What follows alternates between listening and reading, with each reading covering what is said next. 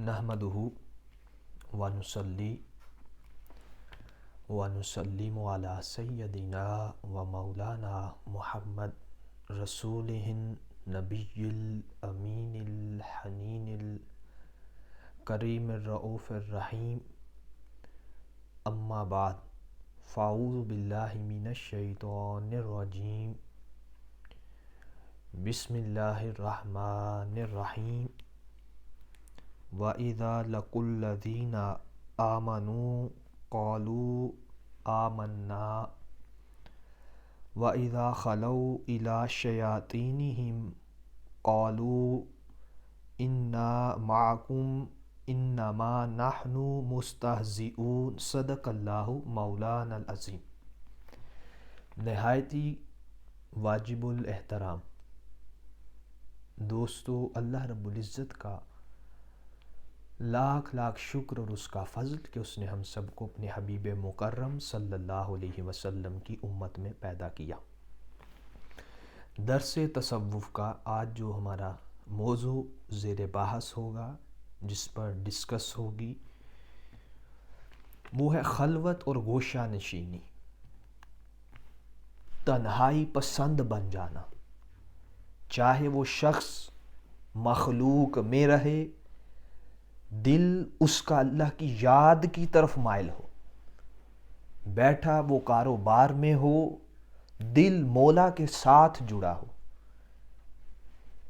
اگر وہ گھر آ جائے بیوی بچوں کے حقوق ادا کرے، فرائض و واجبات ادا کرے، حقوق العباد ادا کرنے کے بعد وہ شخص اب فراغت کے ٹائم میں سے کچھ گھڑیاں، کچھ وقت، اوقات اللہ کی بارگاہ میں صرف کرے، اللہ کی یاد میں صرف کرے، جو ٹائم وہ سارے دن کے بعد تنہائی میں بیٹھ کر، خلوت میں بیٹھ کر، تنہا بیٹھ کر، جہاں نہ اس کی بیوی ساتھ ہو، نہ بچے ساتھ ہوں، تنہا ایک وہ شخص ہو اور دوسرے اس کے رب کی یاد اس کے ساتھ ہو، تو یقین جانے وہ شخص اگر ایسی زندگی اپنانا شروع کر دے تو اس کو خلوت نشینی بھی کہتے ہیں، گوشہ نشینی بھی کہتے ہیں۔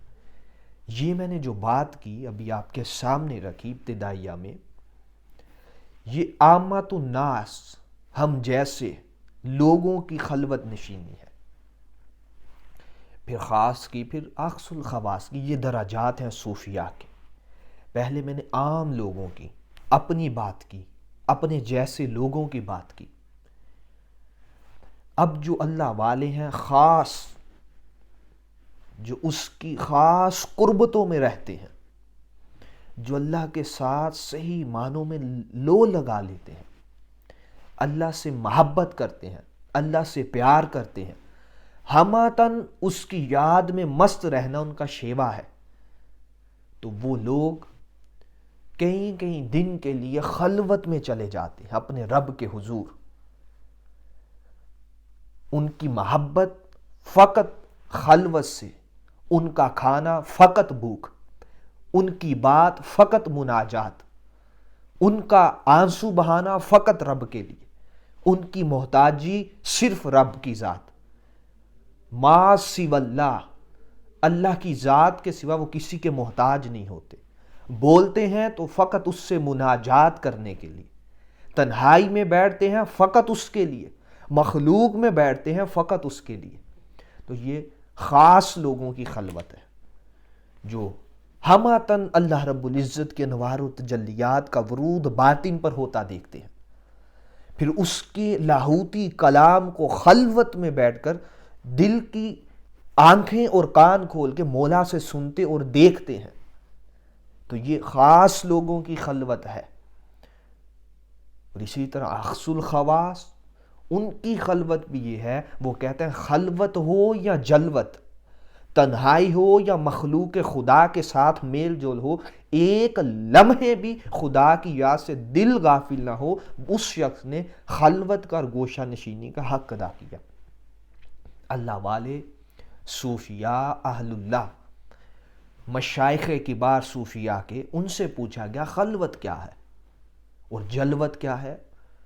انہوں نے کہا اگر تو خلوت میں، تنہائی میں فقط خلوت کو دوست رکھے، تجھے فقط خلوت سے، گوشہ نشینی سے محبت ہو، تو غور کر اپنے نفس کی طرف، اپنے نفس کی اصلاح کر، اپنے قلب کی واردات کو سمجھ، نفس کی خواطرات کو سمجھ، نفس کے جو تجھے اندر ہی اندر سے ڈسنے کے انداز ہے اسے سمجھ۔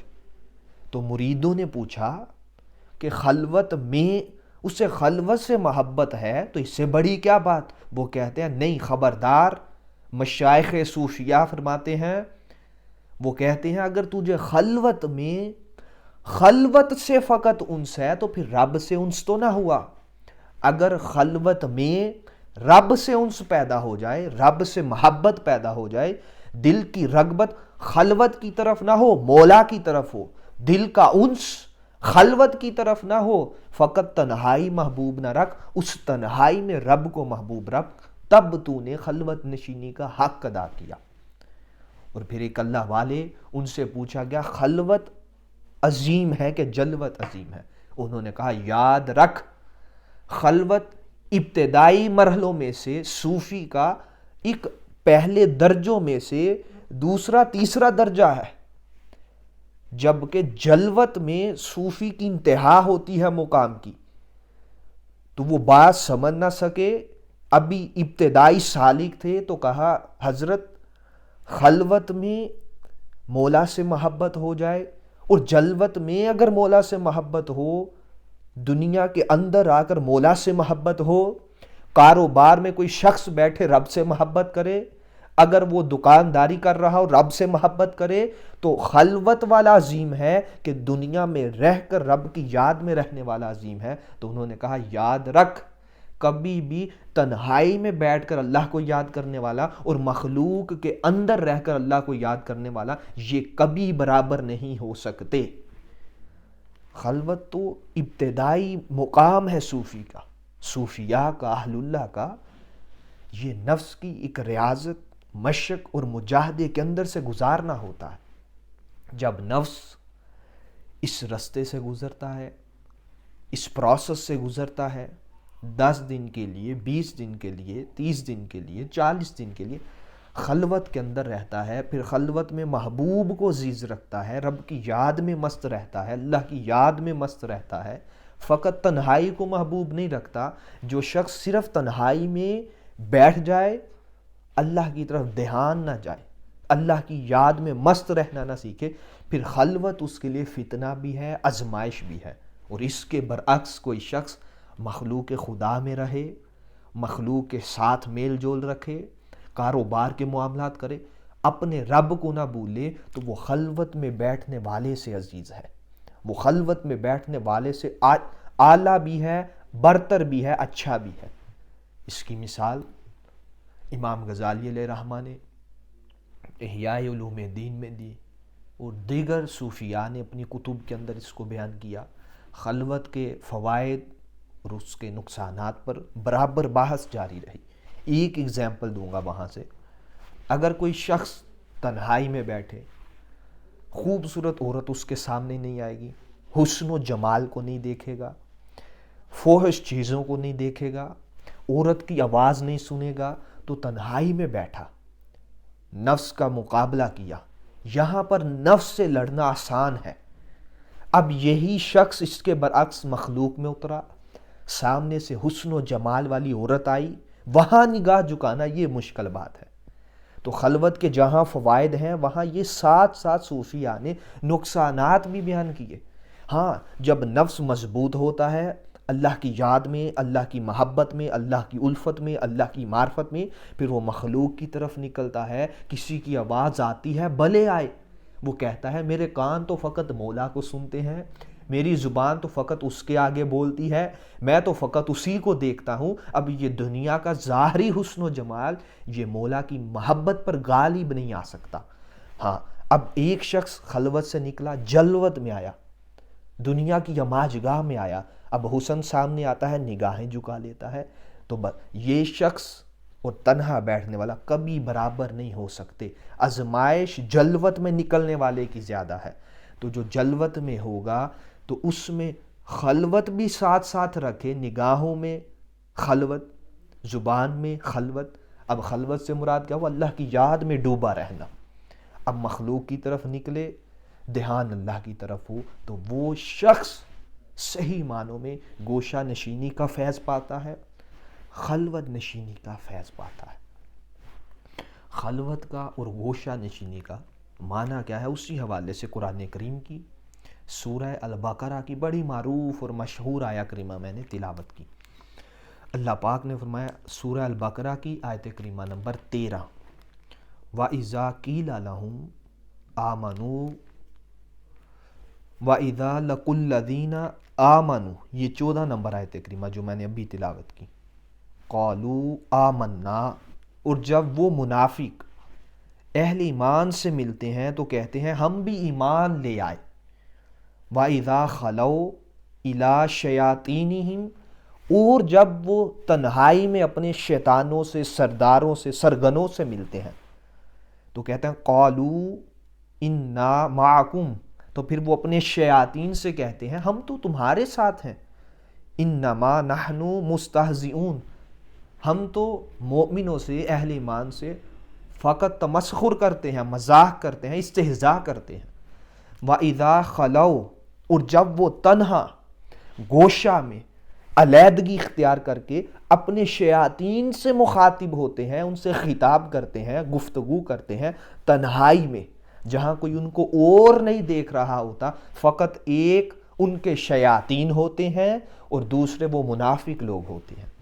اب اس کو ذرا اس عبارت کو سمجھیں، وَإِذَا خَلَوْا، جب وہ تنہا ہوتے ہیں، خلوت میں جاتے ہیں، تو اس کا ذرا مفہوم اللہ کی محبت، اللہ کی دوستی، اللہ کے پیار، اللہ کے عشق، اللہ کی محبت، اللہ کی معرفت میں لے۔ جب مومن تنہائی میں اللہ کی طرف لو لگائے، جب وہ تنہا ہو کر وَإِذَا خَلَوْا، اور جب مومن تنہا ہو إِلَىٰ رَبِّهِمْ، اپنے رب کی طرف، تو اللہ پاک ان کی بات سنتا ہے، وہ اللہ کی بات سنتے ہیں۔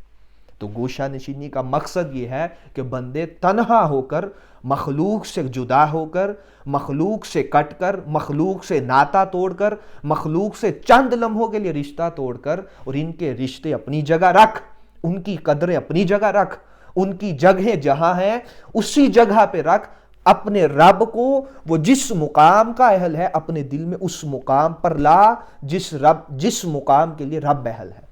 اپنے دل میں رب کی یاد اتنی بسا کہ مخلوق کی ساری یاد ہیچ پڑ جائے۔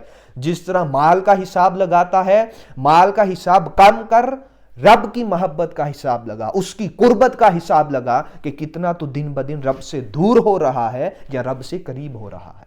تو جب تنہا بیٹھو، تنہائی میں بیٹھو، اقبال علیہ الرحمہ نے کہا تھا اس مقام پر، خودی کی جلوتوں میں کبریائی، خودی کی خلوتوں میں، خودی کی جلوتوں میں مصطفائی، خودی کی خلوتوں میں کبریائی۔ جلوت میں ہو تو مصطفیٰ کے غلام بن کر زندگی گزارو، خلوت میں بیٹھو تو اللہ کی کبریائی کا، اللہ کے خوف کا، اللہ کی محبت کا، اللہ کے احساس کا، اللہ کے انوار و تجلیات کا اپنے من پر ورود کر، تب تجھے خلوت سے بھی فیض ملے گا اور جلوت سے بھی فیض ملے گا۔ جس شخص کی خلوت اور جلوت برابر ہو جائے وہی خلوت سے گوشہ نشینی سے فیض پاتا ہے۔ جو چند دن خلوت میں بیٹھے پھر مخلوق کی طرف نکلے، دھیان مخلوق کی طرف ہی لگا رہ جائے، حسن و جمال کی طرف ہی رہ جائے، جاہ و جلال اور منصب کی طرف دھیان نہ ہٹے، وہ لاکھ خلوت میں بیٹھا رہے، کبھی بھی وہ خلوت سے فیض نہیں پا سکتا اور کبھی بھی جلوت درست نہیں ہو سکتی۔ اور یاد رکھ لیں، میں خلوت اور جلوت کو جوڑ کے بات کر رہا ہوں، وہ اس لیے کہ خلوت میں بیٹھنا، تنہائی میں بیٹھنا، اللہ کی یاد میں بیٹھنا، یہ جلوت کو درست کرتی ہے۔ تنہائی پاک ہوگی، جلوت پاک ہوگی۔ اگر انسان کا ظاہر پاک ہوگا، باطن پاک ہوگا، جس کی تنہائی پاک ہوتی چلی جائے گی اسی کی جلوت پاک ہوتی چلی جائے گی۔ مخلوق کے ساتھ اسی کا تعلق اچھا ہوگا جو تنہائی میں مولا سے تعلق اچھا رکھے. اس کے علاوہ اگر کوئی مخلوق سے اچھا تعلق رکھے، رب سے اچھا نہ رکھے، تو یہ منافقت ہے، ریاکاری ہے. یہ اللہ سے دوستی نہ دوستی ہے، نہ پیار ہے، نہ محبت ہے. یہ فقط دعویٰ ہے جو زبان کی حد تک ہے. تو قرآن سے ایک آیت کریمہ میں نے آپ کے سامنے رکھی خلوت کا معنی سمجھانے کے لیے. تنہائی میں اللہ کی یاد میں بیٹھنا یہ خلوت کے معنی میں آتا ہے. اب حضور نبی مکرم صلی اللہ علیہ وسلم کی سیرت طیبہ سے خلوت کے پہلو، یہ بخاری شریف کی 3 نمبر حدیث پاک ہے. آقا صلی اللہ علیہ وسلم کو اعلان نبوت سے پہلے حضرت عائشہ صدیقہ، حضرت خدیجہ الکبریٰ سلام اللہ علیہا صلوات اللہ علیہم اجمعین آپ فرماتی ہیں آقا صلی اللہ علیہ وسلم کو اعلان نبوت سے پہلے سچے خواب آنا شروع ہوئے. جب آقا کو خواب آتے تو وہ ایسے ہوتے کہ جیسے اگلے ہی دن پورے ہو جاتے. جیسے دن نمودار ہوتا ہے، صبح کا سورج طلوع ہوتا ہے، وہ خواب سفید دن کی طرح روشن اور واضح ہوتا. جو دکھایا جاتا من و ان اسی طرح حقیقت حال میں وہ چیز سامنے نکھر کے آ جاتی. جب مصطفیٰ اس حالت کے درمیان سے گزرے، اس کیفیت کے درمیان سے گزرے آقا صلی اللہ علیہ وسلم، تو حضرت خدیجہ الکبریٰ سلام اللہ علیہا، حضرت عائشہ سلام اللہ علیہا آپ فرماتی ہیں آقا صلی اللہ علیہ وسلم کو خلوت محبوب ہوئی. غار حرا کی خلوت میں کئی راتیں جا کر مصطفیٰ تعبد اللیالی، کئی راتیں آقا صلی اللہ علیہ وسلم غار حرا کی خلوت میں جا کر عبادت کرتے. اور پھر الفاظ ہیں بخاری شریف کے وَتَحَنَّث، اور آقا صلی اللہ علیہ وسلم تحنث کہتے ہیں خود کو گناہ سے محفوظ رکھنا. تو جو آگے ہی گناہ سے محفوظ ہو، اس میں امت کی اصلاح کے لیے راز تھا. جو خود کو گناہوں سے محفوظ رکھنا چاہے وہ چند دنوں کے لیے خلوت میں بیٹھے. آگے چل کے صوفیاء کی اس حدیث سے تشریحات اور وضاحتیں پیش کرتا ہوں. اب تحنث علیحدگی اختیار کرنا، اپنے گناہوں سے مخلوق کو محفوظ کرنا. اب یہ میں امت کی اصلاح کے پہلو سے بول رہا ہوں. تو آقا صلی اللہ علیہ وسلم مخلوق سے جدا ہو کر کٹ کر اللہ کی یاد میں بیٹھے. تو یہ خلوت نشینی ہے، غار حرا کی خلوت میں جانا، کئی راتیں وہاں پر اللہ کی یاد میں مست اور لس رہنا. یہ مصطفیٰ کی سیرت سے پیغام ہے خلوت نشینی کا، گوشہ نشینی کا. پھر آقا صلی اللہ علیہ وسلم پر وہیں سے وحی کا آغاز بھی ہوا. اقرا بسم ربک الذی خلق، اے محبوب پڑھیے اپنے رب کے نام کے ساتھ جو بڑا عظمتوں والا ہے، جو اکرم ہے، جس نے مخلوق کو خلق کیا، جس نے انسان کو جمے ہوئے خون اور لوتھڑے سے پیدا کیا. اب یہ سارا وحی کا آغاز ہوا. اب یہاں بھی ایک راز جو صوفیاء اس راز کو پاتے ہیں، وہ کہتے ہیں جب خلوت میں بیٹھو گے، خلوت فقط اللہ کی رضا کے لیے، فقط محبوب کی رضا کے لیے، فقط اللہ کو راضی کرنے کے لیے، مخلوق کے لیے نہیں، دکھاوے کے لیے نہیں، ریا کے لیے نہیں، فقط اخلاص کے ساتھ، خلوص سے دل کے ساتھ اللہ کی یاد میں اگر جو بیٹھ جائے، تو آقا صلی اللہ علیہ وسلم پر وحی کا آغاز ہوا، اولیاء پر کشف ہوتا ہے، الہام ہوتا ہے. اور کچھ لوگوں کو یہ بات آسانی سے سمجھ آ جائے گی جنہوں نے ہمارے پچھلے 2 لیکچر توبہ کا اور مجاہدہ نفس کا سنا ہوگا. جس نے نہیں سنا وہ ان کو سنے، پھر اس موضوع کو ساتھ ملائے. ہم ایک ترتیب کے ساتھ چل رہے ہیں، تو وہ ہمارے یوٹیوب کے چینل پر آپ کو ریکارڈڈ دونوں خطاب مل جائیں گے. اس کو لازمی سماعت کریں اور زیادہ سے زیادہ لوگوں میں اس کو شیئر بھی کریں. تو آقا صلی اللہ علیہ وسلم کی سیرت پاک سے خلوت کا اور گوشہ نشینی کا کانسیپٹ بھی میں نے آپ کے سامنے رکھا. بخاری شریف کی حدیث پاک نمبر 3 سے آقا کو خلوت محبوب ہوئی غار حرا. حبی باقی الفاظ ہیں، محبوب کی گئی، دل میں رچا بسا دی گئی. تو جب اللہ کی محبت ہو جائے انسان کو تو وہ تنہائی مانگتی ہے، وہ مخلوق سے تھوڑا سا جدا ہونا بھی مانگتی ہے، وہ تنہا گوشہ نشینی بھی مانگتی ہے. کیوں؟ اس کی یاد میں بیٹھنا. جب تک اپنی ذات سے اور اپنی ذات کی نفی کر کے، نفس کی نفی کر کے اس کی یاد میں نہ بیٹھے، تب تک راہ حق کے مسافر بھی نہیں کہلواتے، اور اس کے بغیر کبھی بھی کشف اور الہامات کی دنیا کا دروازہ بھی نہیں کھلتا. تو تو آقا صلی اللہ علیہ وسلم کی سیرت پاک سے یہ میں نے آپ کے سامنے مثال رکھی۔ استاذ ابو علی دقاق رحمۃ اللہ تعالی علیہ فرماتے ہیں خلوت اہل صفا کی صفت ہے، گوشہ نشینی یہ عارفوں کی صفت ہے، خوبی ہے، اولیاء کی صفت اور خوبی ہے کہ وہ خلوت کو محبوب رکھتے ہیں، اپنی خلوت کو پاک رکھتے ہیں۔ ایک اللہ والے تھے، ان کے پاس ایک شخص گزرا، اس نے کہا بہت بڑے اللہ والے ہیں، بڑا نام سنا ہے، بڑا چرچا ہے، آپ مسجد کی دیکھ بھال کرتے ہیں، رکھوالے ہیں، مسجد کی حفاظت کرنے والے ہیں، بڑے اچھے ہیں، ان کی تعریف کی۔ تو انہوں نے اسی لمحے کہا میں تو اپنے کتے کا پاسباں ہوں۔ تو وہ شخص چونک گیا، اسی لمحے اللہ والے کی طرف اس نے دھیان دیا، متوجہ ہوا کہ یہ کیا کہہ رہے ہیں۔ تو انہوں نے کہا بے شک میرا نفس کتا ہے اور جو مخلوق کو کاٹتا رہتا ہے، تو میں خود کو تنہا رکھ کر لوگوں سے خود کو اس لیے نکالتا ہوں کہ مخلوق کو مجھ سے اذیت نہ ہو۔ یہ بڑی خاص بات، تنہائی میں بیٹھنا ہے، مخلوق کو اپنے آپ سے اس لیے جدا کر رہا ہوں کہ مخلوق کو مجھ سے اذیت نہ ہو۔ یہ عاجزی ہے، یہ تواضع ہے۔ اور اگر کوئی شخص اس لیے مخلوق سے جدا ہو کہ یہ گندے ہیں، اچے لفنگے ہیں، گناہگار ہیں، شرابی ہیں، بدکار ہیں، ان میں بڑے بڑے عیب کرنے والے ہیں، پاپ کرنے والے ہیں، میں ان سے نکلوں، یاد رکھ لیں وہ شخص تکبر کی دنیا میں چلا جاتا ہے، وہ کبھی خدا کو تلاش نہیں کر سکتا۔ تو اللہ والوں نے کہا تصوف کی میں وہی چکھتا ہے، تصوف کی مستی وہی چکھتا ہے جو مخلوق سے نکل کر اس لیے خود کو تنہا کر لیتا ہے کہ مخلوق کو میرے نفس کے شر سے کسی قسم کا شر نہ پہنچے۔ چہ جائے کوئی یہ سمجھے کہ مخلوق سے اپنے مخلوق کے شر سے بچوں، اس سے برعکس اچھا یہ ہے سودا کہ اپنے شر سے مخلوق کو بچایا جائے۔ یہ خلوت کا بنیادی پہلو ہے اور بنیادی عنصر ہے۔ جو اس کو نہیں پا سکتا وہ خلوت کی گہرائی کو کبھی نہیں سمجھ سکتا۔ یاد رکھ لیں جب بھی تنہا بیٹھیں تو یوں سمجھیں کہ میں مخلوق سے خود کو جدا اس لیے کر رہا ہوں کہ مجھ جیسا گندا کوئی نہیں، مجھ جیسا لفنگا کوئی نہیں، مجھ جیسا بولا بسرا کوئی نہیں، مجھ جیسا بھاگا ہوا اللہ کا غلام کوئی نہیں، عبد کوئی نہیں جو بھاگ چکا تھا اب واپس پلٹا ہے۔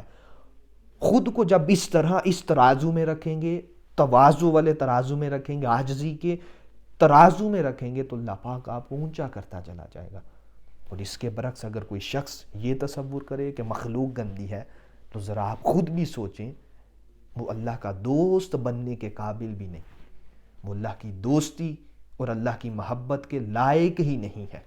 اور جو اس طرح عاجز ہو جائے کہ مولا تیری مخلوق میں اس کو عذر سے بچانا چاہتا ہوں، اپنے شر سے بچانا چاہتا ہوں، تو اللہ پاک اس کو شیاطین کے شرور سے محفوظ رکھے گا، پھر اپنی قربت میں لے جائے گا، اپنی قربت کے جام پلائے گا، اپنی محبت کے، معرفت کے اور عشق و مستی کے جام پلائے گا کس شخص کو؟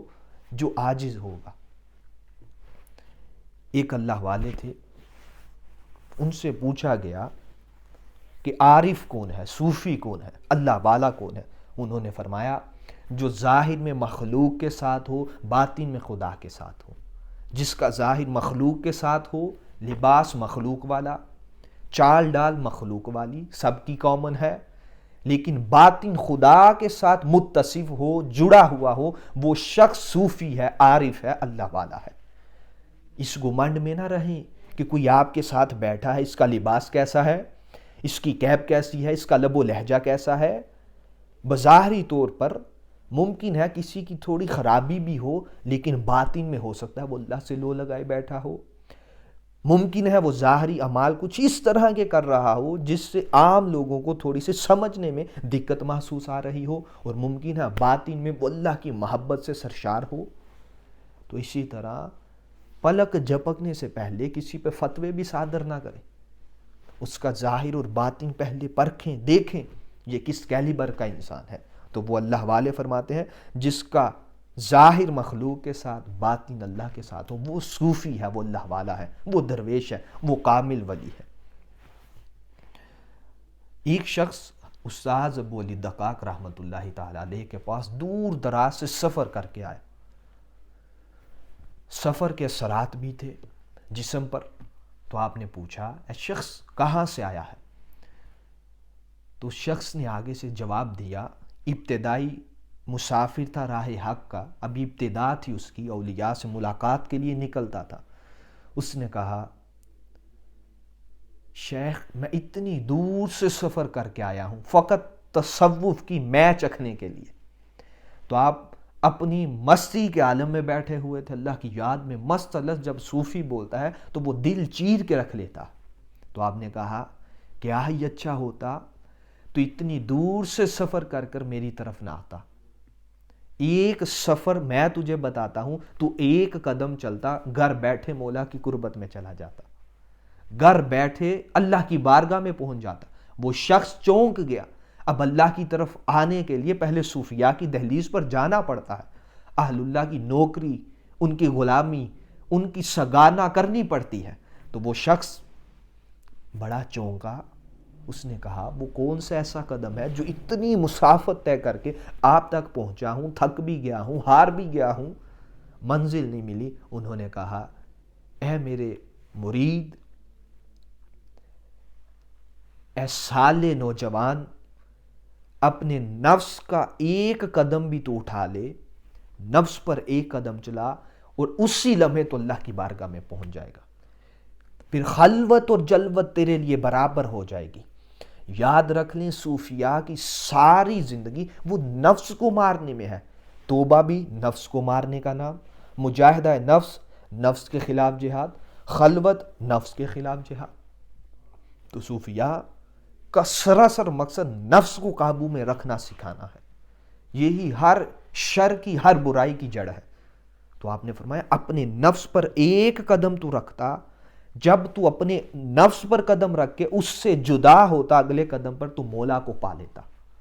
حضرت ابو یزید رحمت اللہ تعالی علیہ سے منقول ہے، وہ فرماتے ہیں میں نے رب کو اس کی شان کے لائق ایک رات خواب میں دیکھا۔ میں نے کہا ہے باری تعالیٰ اگر کوئی تجھ سے محبت کا طلبگار ہو، تجھے پانا چاہے، تیرے قریب آنا چاہے، تجھے اپنے قریب محسوس کرنا چاہے، جو تجھ سے سچی محبت کی لو رکھتا ہو، تیرے قریب آنا چاہے، تجھے پا لینا چاہے، تو باری تعالیٰ وہ کون سی ایسی چیز ہے کہ جس کی وجہ سے وہ تیرے قریب آ جائے؟ تو اللہ پاک نے فرمایا ابو یزید یاد رکھ، اپنے نفس سے جدا ہو جا، اسی لمحے میری بارگاہ میں پہنچ جائے گا۔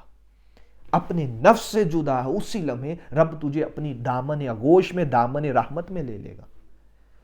بات یہ ہے کہ نفس کو چھوڑنا بڑا مشکل ہے، اس کی خواہشات دن بدن بڑھتی جاتی ہیں، اس کو جتنا کم کرو گے اتنا اللہ کی طرف دھیان ہوگا۔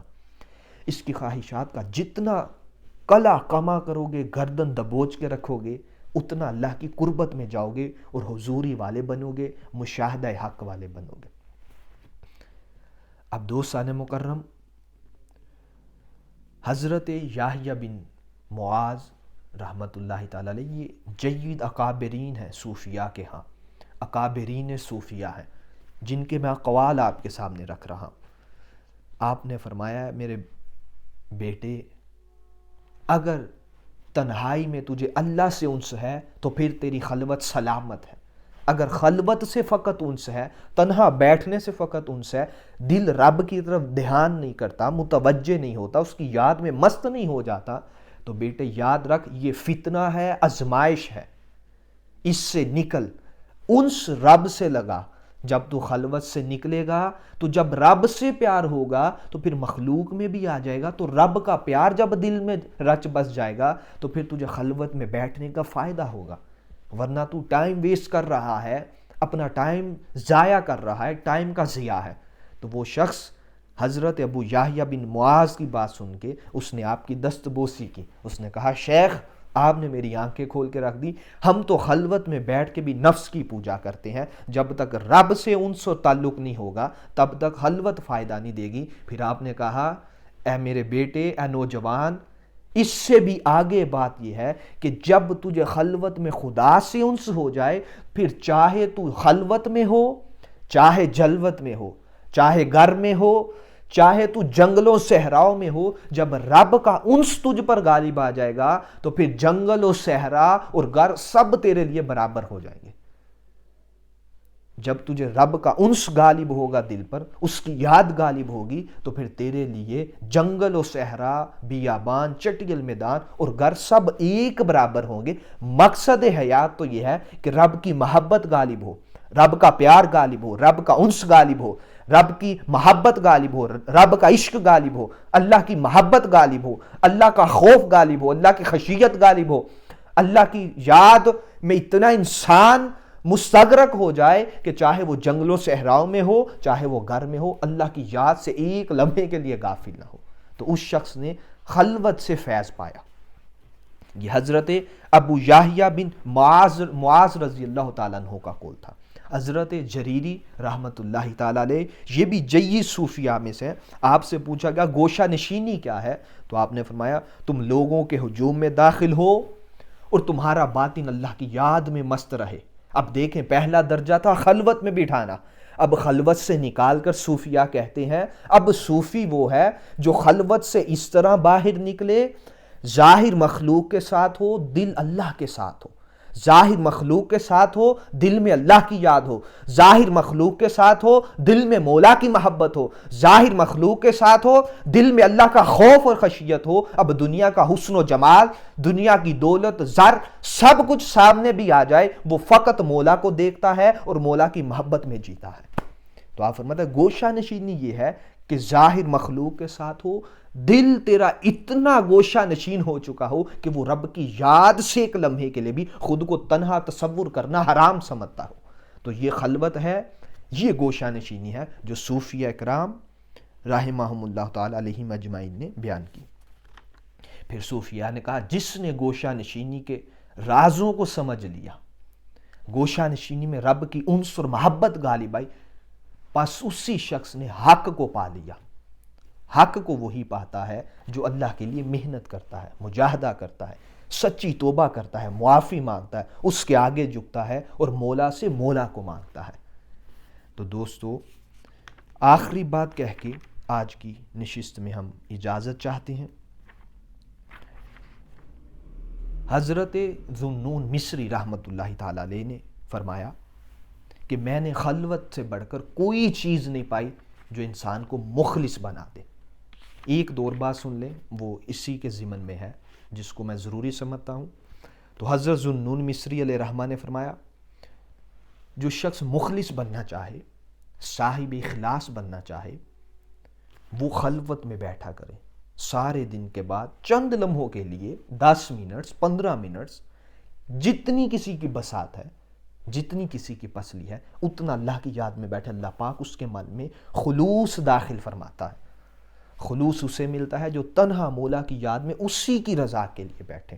پھر حضرت ذوالنون مصری علیہ رحمہ نے فرمایا جو شخص خلوت میں مخلوق سے جدا ہو جائے اور رب کی طرف لگاؤ ہو جائے، اس شخص نے خلوت نشینی کا حق ادا کیا۔ اور جو تنہائی میں بیٹھ کے مخلوق کو یاد کرے، حساب کتاب کرتا رہے، اس نے خلوت سے کچھ نہیں پایا۔ یہ حضرت ذوالنون مصری علیہ رحمہ کے 2 قول میں نے آپ کے سامنے رکھے۔ حضرت شعیب بن حرب رحمت اللہ تعالی علیہ سے پوچھا گیا کہ جو شخص لوگوں سے میل جول رکھتا ہے اور پھر گھر میں تنہائی میں رب کی یاد میں مست ہو کر بیٹھتا ہے، آپ اس شخص کو کیسا پاتے ہیں جو لوگوں میں بھی رہے، تنہائی میں بھی رہے اور تنہائی میں اللہ کی یاد میں مست لست رہے؟ پھر آپ سے ہی وہ شخص سوال کرتا ہے آپ کو ہم بہت کم پاتے ہیں، آپ لوگوں میں آئیں، میل جول رکھیں، کیا آپ کو تنہائی میں خدا سے ڈر نہیں لگتا؟ کیا آپ تنہائی میں بیٹھ کر وحشت زدہ نہیں ہو جاتے؟ تب تو گھر بھی جنگل بیابان ہوتے تھے، تنہا بیٹھنا، نہ لائٹنگ کا انتظام۔ تو پوچھنے والے کا سوال بنتا تھا، اس نے کہا آپ تنہا بیٹھ جاتے ہیں، آپ وحشت زدہ نہیں ہوتے؟ آپ نے کہا اے نوجوان، تجھے اس راز سے ہی تو آگاہ کرنا تھا، اتنی دیر صحبت میں اس لیے رکھا کہ تجھ پر یہ راز آشکار کرنا تھا۔ جو رب کی یاد میں تنہائی میں بیٹھے، نفس کی یاد میں نہیں، نفس کی پوجا میں نہیں، مخلوق کے خیال میں نہیں، جو رب کی یاد میں تنہائی میں بیٹھتا ہے، اے میرے بیٹے، وہ کبھی وحشت زدہ بھی ہو سکتا ہے۔ جو ماں کی آغوش میں بیٹھے، ماں کی ممتا کی تھپکیاں لے رہا ہو تو ماں پیار کرے تو ماں کی وہ ممتا جو اس کو سینے میں ٹھنڈک دیتی ہے، اے میرے بیٹے، اس سے کئی گنا بڑھ کر جو لاکھوں انکاؤنٹیبل ماؤں سے زیادہ پیار کرتا ہے، جب بندہ اس کی آغوش میں بیٹھتا ہے، جب وہ پیار کی تھپکی دیتا ہے خلوت میں آ کر، تو بتا انسان وحشت زدہ ہوتا ہوگا کہ اس کا دل اللہ کی محبت میں باغ باغ ہو جاتا ہوگا۔ تو آپ نے کہا یہ راز سمجھ بیٹے، خلوت میں بیٹھ تو وحشت زدہ ہو، یہ اللہ کی محبت کے خلاف ہے۔ تجھے اللہ سے بھی محبت نہیں ہوئی، اس لیے تیرا دل ڈر جاتا ہے، وحشت زدہ ہو جاتا ہے۔ جب اس مقام پر پہنچے گا، جب یہ سیڑھیاں طے کرے گا، اس کی محبت میں رچ بس جائے گا، جب دانہ پک جاتا ہے تب ہی کھانے کے قابل ہوتا ہے۔ تو آج کے بعد اللہ کی یاد میں جب بیٹھے گا تو اس کی محبت تجھے وحشت زدہ نہ کرے۔ جب وحشت زدہ کرے گی تو سمجھ لے نفس تیرے ساتھ چال چل رہا ہے، جب اس کی محبت تجھے رولا دے تو سمجھ لے اللہ کی محبت تجھ پر غالب آ گئی ہے۔ یہ اللہ کی محبت کے جو اسرار و رموز سے صوفیاء نے بیان کیے۔ حضرت شعیب بن حرب رحمت اللہ تعالی علیہ، ایک شخص، یہ انہی کا واقعہ اور خلوت کی بات یہ کتنے آسان انداز سے سمجھاتے ہیں۔ ایک شخص دور دراز سے سفر کر کے رات کو آپ کے پاس آیا۔ اس نے کہا کہ میں ایک رات آپ کے ساتھ گزارنا چاہتا ہوں۔ یہ بڑی قابل توجہ بات، یہ خلاصہ ہے آج کی گفتگو کا۔ خلوت کسے کہتے ہیں؟ یہ صوفیاء پریکٹس کر کے، مشق کر کے، ریاضت کر کے بتاتے ہیں کہ خلوت کس چیز کا نام ہے۔ یہ جس کو ہم خلوت سمجھ بیٹھے ہیں یہ خلوت نہیں۔ صوفیاء کی خلوت دیکھیں، وہ شخص دور دراز سے سفر کر کے آیا، اس نے کہا میں آپ کی صحبت میں رہنا چاہتا ہوں، آپ کے پاس رہنا چاہتا ہوں، آپ کس طرح عبادت کرتے ہیں وہ دیکھنا چاہتا ہوں۔ تو آپ مسکرائے، آپ نے کہا عبادت میں کوئی شریک نہیں ہو سکتا۔ یہ جملہ ذرا سمجھیں کس مقام پہ بیٹھ کے وہ کہہ رہے ہیں۔ آپ نے فرمایا عبادت میں کوئی شریک نہیں، اس کا ویسے بھی کوئی شریک نہیں، وہ وحدہ لا شریک ہے، تو عبادت میں اس کا کوئی شریک نہیں۔ دیکھیں ہم تو یہ زبان سے کہہ دیتے ہیں عبادت میں اس کا کوئی شریک نہیں، تو انہوں نے عملی پہلو کر کے بتایا، فرمایا میرے بھائی عبادت میں اس کا کوئی شریک نہیں، اور جو شخص اللہ کے ساتھ مانوس نہیں ہوتا، اللہ کی محبت اس کے دل میں گھر نہیں کر جاتی، اللہ کی یاد سے اس کو راحت محسوس نہیں ہوتی، اللہ کی محبت اس کا اطمینان قلب کا باعث نہیں بنتی، تو آپ نے فرمایا یاد رکھ اس سے کائنات کی کسی چیز سے راحت اور سکون اور انس نہیں ملتا۔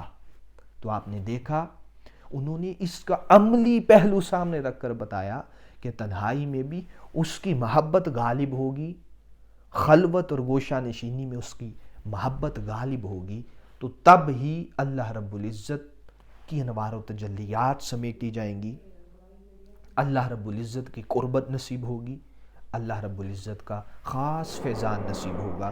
اور صوفیاء سے پوچھا گیا کہ انس کس چیز کا نام ہے؟ انہوں نے فرمایا، ایک صوفی سے پوچھا گیا کہ آپ کو اس کائنات میں کسی شے سے انس ہے؟ تو انہوں نے کہا ہاں۔ دیکھیں آج کل کے جو صوفیاء ہیں بناوٹی دکھلاوا والے، وہ صوفیاء اصل صوفیاء تھے۔ جب تک یہ تعلیمات نہیں اپنائیں گے تب تک آپ کبھی بھی صوفی نہیں بن سکتے۔